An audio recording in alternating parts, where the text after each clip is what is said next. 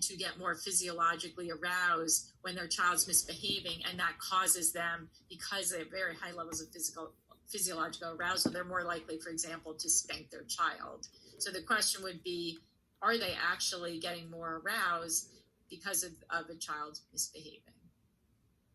Okay, so if they're getting more aroused because of the child's misbehaving or because of their own internalization of... Exactly. Okay. Thank you. Sure. Okay, and then the last couple of designs I want to talk about are longitudinal research designs. In longitudinal research designs, we're trying to answer that question of what comes first. So can we identify early risk factors for the development of disorders? And there are two types of longitudinal designs. In a retrospective design, we identify a group of individuals who differ on something we're interested in. So, for example, we take adolescents who've been diagnosed with conduct disorder, and we go back and we say, well, let's figure out what their early environment was like to see whether or not the type of early environment they have puts them at risk for conduct disorder. So we might go back to different types of records, like school records or other kinds of records where we can gather some information. We might also ask the parents and the adolescents, what was your parenting like when your child was 5? Or what were your parents' discipline practices when you were young? And the problem with this, of course, is that if we ask people who already have conduct disorder or their parents what the early environment was like, they're likely to have some biases in the way they recall those early environments. So when we can gather objective data, retrospective design can be very useful, because if we gather objective data like school records, then there's no way that you have biases based on the fact that you're measuring that something later on. We tend not to use a lot of retrospective designs with self-report or parent report because they can be so biased, but we do sometimes use these types of designs. In a prospective design, you're doing the opposite. You're actually identifying a sample based on an early risk factor, and then you're following them over time. So you might take, for example, children who have irritable temperament as infants and actually follow them over time to see if the children who have these irritable temperaments are more likely to develop conduct disorder than children who do not have irritable temperament. So here we can better establish what's coming first. If you ask parents of adolescents with conduct disorder, was your child irritable when they were younger, they're more likely to say yes, because they're just going to think of their child as always having been irritable.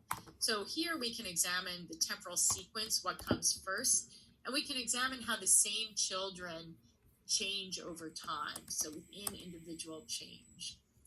The problem with prospective designs is that sometimes people drop out, or frequently they drop out, and then you don't always have the ability to follow your whole sample.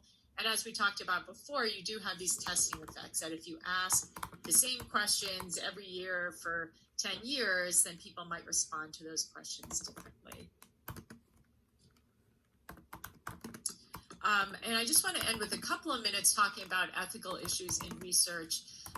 Obviously, when we're doing research, we have several ethical standards we have to hold. So we have to protect privacy and the well-being of our participants, and we're always weighing the risk versus the benefits. So when you are interested in doing a research project, you actually have to apply to a board on campus that will review the research and make sure that they think the risk-benefit ratio is worthwhile. You're gaining enough knowledge given some of the risks participants might have. And there's some risks that they're just not willing to let you take in research. We obviously have to have the participants give consent to participate in the research.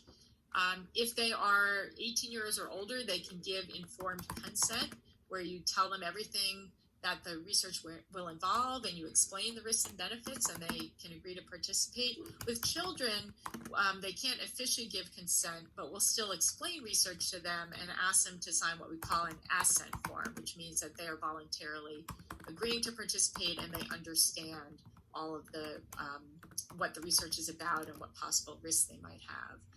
And then, of course, participation does need to be voluntary. So we have to be very careful that we're not doing things that would be considered coercive, where somebody is participating because they feel like they have to. One of the biggest issues that might come up in the kind of research I do with kids, for example, is that we often do research in the schools, and they or their parents might think, oh, if I don't participate in this research, my teacher is going to give me a bad grade, or the school is going to be upset with me.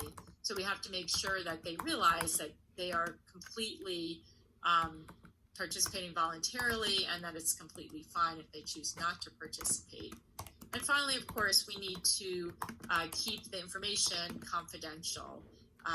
We need to guarantee that nobody else will have access to the information except for the researchers. Okay, so our time is up for today, but as I said, I'm happy to stay after class if anybody has any additional questions. And of course, if you have any questions that come up later, feel free to stop by office hours or to email me. But have a good day, everybody, and I will see you on Thursday. Thank you. Thank you. Thank you. Thank you.